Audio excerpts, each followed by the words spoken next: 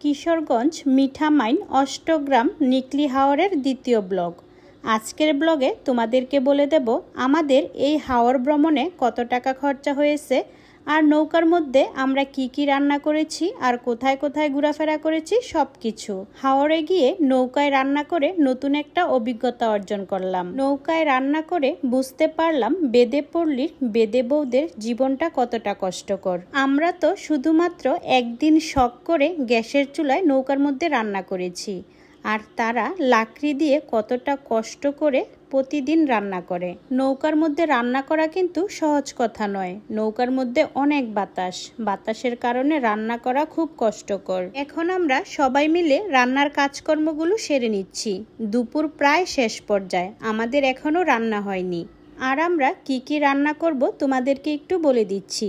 আমরা এই হাওরেরই ছোট মাছ রান্না করেছি, আর রান্না